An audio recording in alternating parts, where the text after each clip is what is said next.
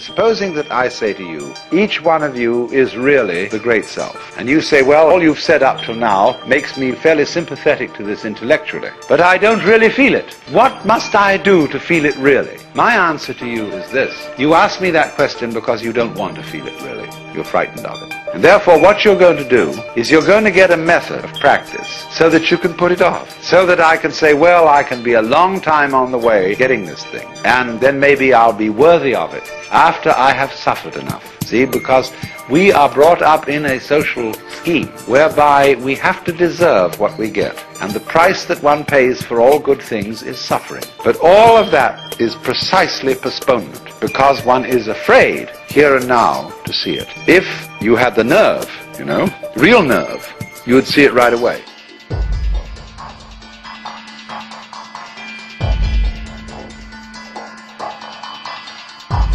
Before us the opportunity to forge for ourselves and for future generations a new world order, a world where the rule of law, not the law of the jungle, governs the conduct of nations.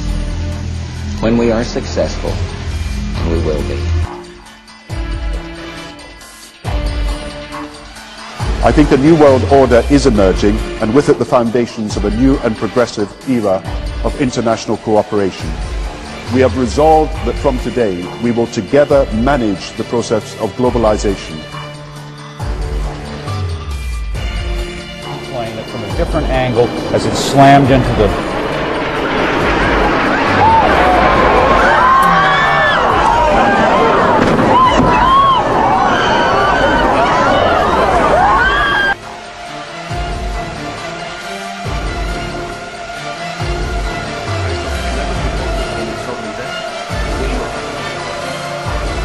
of reassurance from the Icelandic Prime Minister as the country struggles to cope in the wake of the global economic crisis. Just 24 hours after he introduced emergency legislation giving the government sweeping new powers over the financial sector, Iceland has nationalised its second largest bank.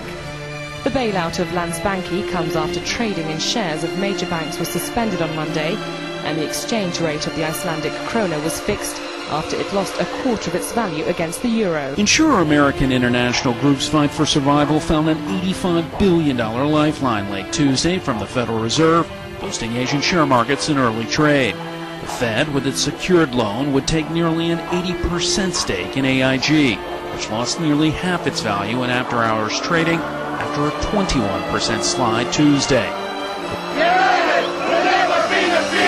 They brought Dublin city centre to a standstill. More than 100,000 teachers, police and other civil servants took to the streets to protest against government plans to stabilise Ireland's battered economy.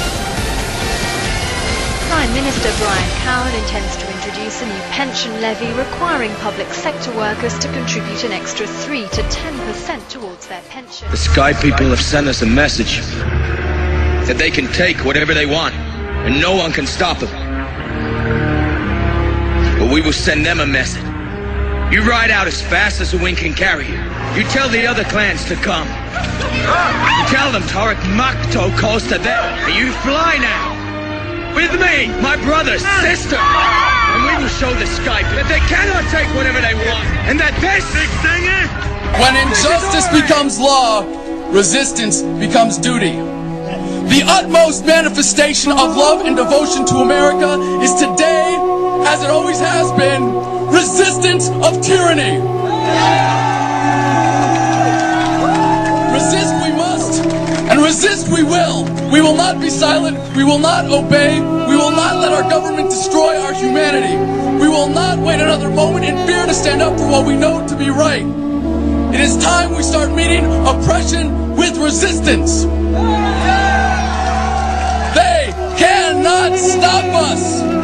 Humanity marches on. You can fight it or fight for it. When we say revolution, we say it with love.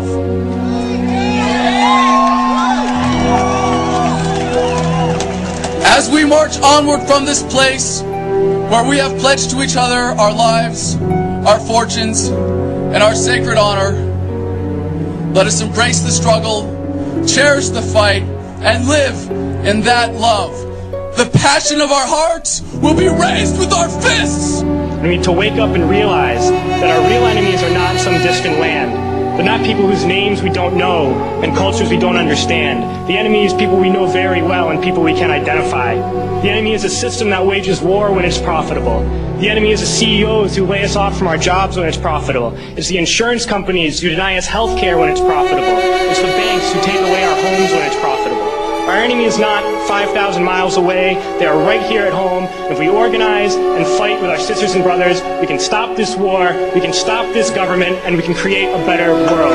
You teach us how to behave in the world. You teach us to not fight with others, to work things out, to respect others, to clean up our mess, not to hurt other creatures, to share, not be greedy. Then why do you go out and do the things you tell us not to do? Do not forget why you are attending these conferences, who you're doing this for. We are your own children. You are deciding what kind of a world we are growing up in. Parents should be able to comfort their children by saying, everything's going to be all right. It's not the end of the world, and we're doing the best we can. But I don't think you can say that to us anymore. Are we even on your list of priorities? My dad always says, you are what you do, not what you say. Well, what you do makes me cry at night. You grown-ups say you love us, but I challenge you, please, make your actions reflect your words.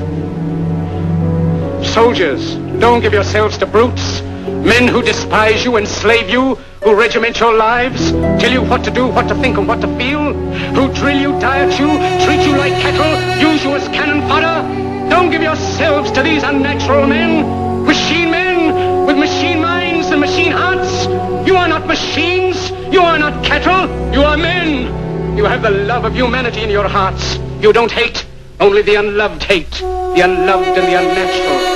Soldiers, don't fight for slavery, fight for liberty. In the 17th chapter of St. Luke it is written, the kingdom of God is within man, not one man nor a group of men, but in all men, in you. You, the people, have the power to create machines, the power to create happiness. You, the people, have the power to make this life free and beautiful, to make this life a wonderful adventure. Then in the name of democracy, let us use that power. Let us all unite. Let us fight for a new world, a decent world, that will give men a chance to work, that will give youth a future and old age a security.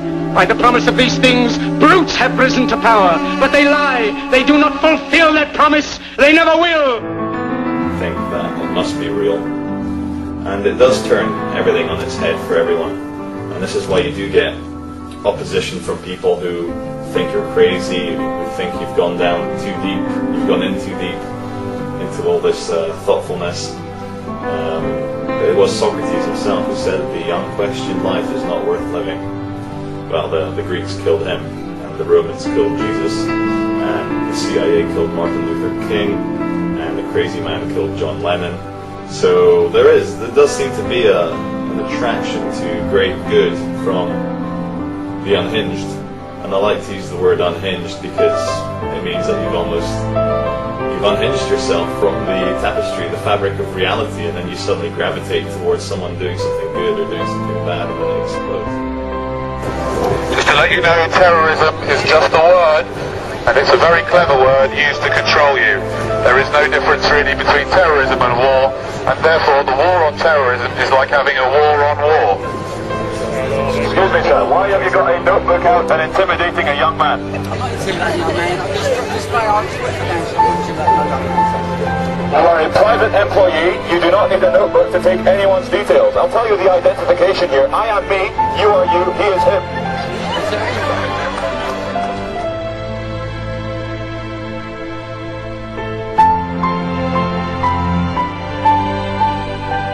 You were born free, you will live free, you will die free. You are allowed to make a scene, you're allowed to scream for joy, you're allowed to complain, you're allowed to cry, you're allowed to love people, you're allowed to hug people. And we're starting to live in a world where we're starting to feel scared. We're starting to forget just how divine and special we are as human beings. Every single one of you is the only example of you that will ever exist. And there's not a single authority on this world, especially not private security men, who can tell you how to behave in any time, any place, anywhere. You are free, you will live free, you will die free. The only chains that exist are in your mind. You can do anything you want if you put your mind to it.